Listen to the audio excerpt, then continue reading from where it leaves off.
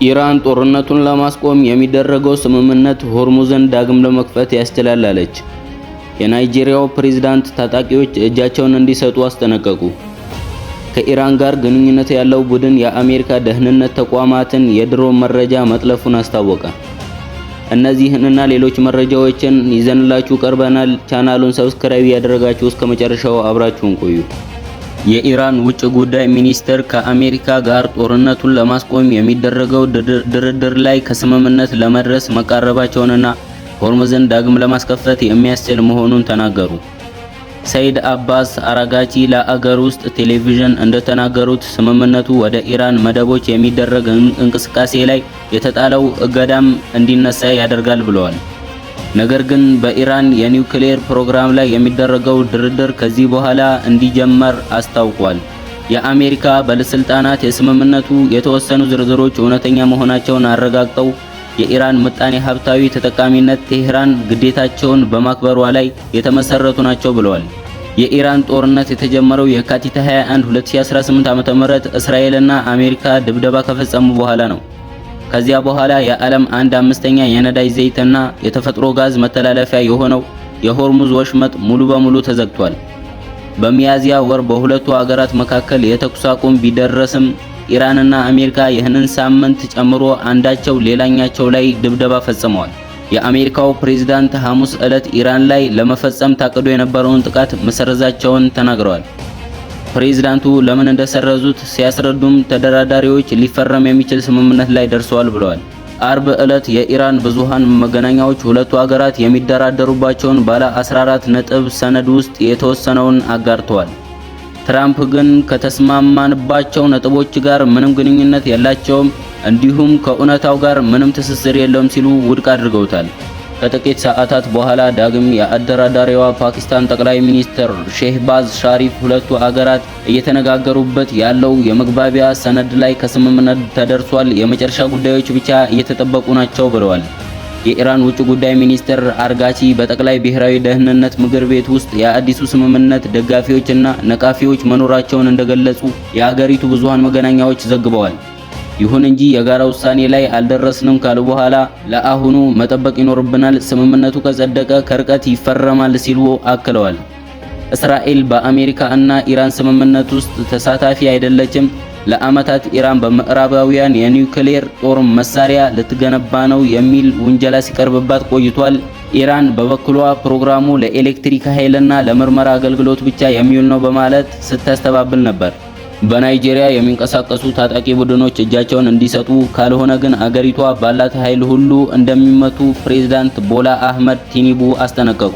ፕሬዝዳንቱ ይህን ያሉት አገራቸው በ1999 ወደ ሲቪል አስተዳደር የተመለሰችበትን የዲሞክራሲ ቀን በማስመልከት በብሔራዊ መገናኛ ብዙሃን ባስተላለፉት መልእክት ነው። በመልእክታቸው በቅርቡ የተፈጸመው የተማሪዎች እገታ የዚህ ዓመቱን በዓል እንዳደበዘዘው ተናግረዋል። ሆኖም የአገሪቷ ጸጥታ ጉዳይ ከመንግስት እጅ አለመውጣቱን ገልጸዋል። ዲሞክራሲ ያለ ደህንነት ተጨባጭ አይደለም ያሉት ፕሬዝዳንቱ ከ50 ሺህ በላይ አዳዲስ የፖሊስ መኮንኖችን ለመከላከያና ለጸጥታ $4 ቢሊዮን ዓመታዊ በጀት መመደባቸውን አስታውቀዋል። በሺዎች የሚቆጠሩ አዲስ ወታደራዊ ምልመላዎች እንዲካሄዱ ተወስኗል ብለዋል። ፕሬዝዳንቱ ከ3 ዓመት በፊት ወደ ስልጣን ከመጡ በኋላ ጦራቸው ባለፈው ዓመት ብቻ 13000 ሽብርተኞችን መግደሉንና በታጣቂዎች ምክንያት የሚደርስ የንጹሃን ሞትም ከአውሮፓውያኑ 2025 ወዲህ በ81 በመቶ መቀነሱን ተናግረዋል። ከ124,000 በላይ ተዋጊዎችና ቤተሰቦቻቸው መሳሪያቸውን ማውረዳቸውንም አክለዋል። ሆኖም ተንታኞች በታጣቂዎች የሚፈጸሙ ጥቃቶች በተለያዩ ግዛቶች ነዋሪዎች ላይ ተጽዕኖ ማሳደር መቀጠላቸውን፣ ወደ ደቡባዊ የአገሪቱ ክፍሎች የተዛመቱ መሆናቸውን ገልጸዋል። ከኢራን ጋር ግንኙነት ያለው ቡድን የአሜሪካ ደህንነት ተቋማትን የድሮን መረጃ መጥለፉን አስታወቀ። በበይነ መረብ ላይ የጽንፈኛ ቡድኖች እንቅስቃሴ የሚከታተለው ድርጅት ከኢራን ጋር ግንኙነት ያለው የበይነ መረብ ሰርሳሪ ቡድን የአሜሪካ ደህንነት ተቋም የሆኑትን ሲአይኤን እና ኤፍቢአይ የድሮኖች ስርዓትን ሰብሮ በመግባት የዓለም ዋንጫ ኢላማ ማድረጉን መግለጹን አስታወቀ። የአሜሪካ ተቋም የሆነው ሰርች ቱ አይደንቲፋይ ኢንተርናሽናል ቴሮሪስት ግሩፕስ ባወጣው መግለጫ ሃንዛላ የተባለው ቡድን በድሮን ለወራት የሚቀረጹ ምስሎችና መረጃዎች ማግኘት መቻሉን አስታውቋል ብሏል። የመረጃ መረብ ቀበኞች ወይም ደግሞ ሃከሮቹ ድሮኖቹ በጸረ ሽብር ዘመቻቸው ወቅት የሰዎችን ገጽታና የመኪናዎችን የሰሌዳ ቁጥር የሚለይ ቴክኖሎጂ ያላቸው መሆኑን አስታውቀዋል።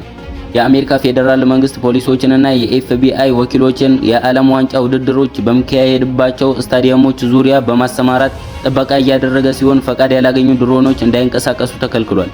የአሜሪካ ፍትህ ሚኒስቴር ቀደም ሲል ከኢራን ጋር ግንኙነት ባላቸው ወገኖች የበይነ መረብ ጥቃት ሊፈጸም የሚችልበት አጋጣሚ ሊኖር እንደሚችል አስጠንቅቆ ነበር። አንዛላ የተባለው ቡድን ከድሮኖች የተመዘበሩ ናቸው ያላቸውን ምስሎች እና ቪዲዮዎችን ይፋ ያደረገ ሲሆን የአሜሪካ የደህንነት መስሪያ ቤቶች ግን ድሮኖቹ ሀክ በመደረጋቸው ወይም በመጠለፋቸው ላይ ጥያቄ አንስተዋል። የሽብር ቡድኖችን የሚከታተለው ድርጅት እንዳለው ይፋ ከሆኑት ቪዲዮዎች መካከል አንዱ ጠለፋው የተፈጸመው በታህሳስ 2024 ፖሊስ የአንድ ተቋምን ሶፍትዌር በተጠቀመበት አጋጣሚ መሆኑን አመልክቷል። የመረጃ መዝባሪው ቡድን ሃንዛላ በበኩሉ ባለፈው መጋቢት ወር የኤፍቢአይ ዳይሬክተር የሆኑትን ካሽ ፓቴልን የግል አካውንት በመስበር የግለሰቡን ግላዊ ፎቶዎችና ሌሎች መረጃዎች አጋርተዋል። የአሜሪካ የውጭ ጉዳይ መስሪያ ቤት የዚህን የመረጃ ቀበኛ ቡድን አባላትን ለሚጠቁሙ ሰዎች እስከ $20 ሚሊዮን ድረስ ሽልማት ለመስጠት ቃል ገብተዋል። ከአሜሪካ ጋር የተደረሰው ስምምነት በኢራን ባለስልጣናት እስኪጸድቅ እየተጠበቀ መሆኑ ተዘገበ። ኢራን ከአሜሪካ ጋር የደረሰችው የመግባቢያ ሰነድ ይዘት በሚመለከታቸው የአገሪቱ ከፍተኛ ባለስልጣናት የመጨረሻ ውሳኔ እንዳልተሰጠበት ከኢራን እስላማዊ አብዮታዊ ዘብ ጋር ግንኙነት ያላቸው የዜና ምንጮች ዘገቡ። ተስኒም የተባለው የዜና ወኪል ስማቸው ያልተገለጸ ጉዳዩን የሚያውቁ ምንጮች ጠቅሶ እንደተዘገበው ፕሬዝዳንት ትራምፕ ባለፉት ቀናት በማስፈራራት በጫና እና በወታደራዊ እርምጃ እንዲሁም በኳታር አሸማጋዮች በኩል የኢራንን አቋም ለማስቀየር ሞክረው ነበር። ነገር ግን ኢራን የተደረጉትን አዳዲስ ለውጦች ለመቀበል አልፈቀደችም ብለዋል። የዜና ወኪሉ ጨምሮም እንደገለጸው ከአሜሪካ ጋር መግባባት ላይ የተደረሰበት ሰነድ በሚመለከታቸው የኢራን ተቋማት ተመርምሮ ተቀባይነት ማግኘት አለበት። ነገር ግን እስከዚያው የሚነገሩ ግምቶችና ዜናዎች ትክክለኛ አይሆኑም። ሌላኛው የኢራን ዜና አገልግሎት ፋርስ አሜሪካ አንዳንድ ቅድመ ሁኔታዎቿን የተወች መሆኑን፣ ነገር ግን ገና ምንም አይነት ስምምነት ላይ አልተደረሰም፣ ስዊትዘርላንድ ውስጥ ስምምነቱ ስለመፈጸሙ ወይም ፊት ለፊት ስለሚደረግ ንግግር የሚወራው ተጨባጭ አይደለም በማለት ዘግበዋል። የኢራን የውጭ ጉዳይ ሚኒስትር ቃል አቀባይ ሐሙስ ማታ የኢራን መንግስት ባለስልጣናት በእያንዳንዱ ነጥብ ላይ ውሳኔ እስከሚሰጡ ድረስ ስለ ፊርማው ስነ ስርዓትና ቦታው መነጋገር የሚፈይደው ነገር የለም ብሎ ነበር። ነገር ግን የአሜሪካው ፕሬዝዳንት ቀደም ብለው ከኢራን ጋር ከስምምነት መደረሱን በመግለጽ ከኢራን ጋር የሚደረገውን ጦርነት አብቅተናል በማለት አሳውቀው ነበር።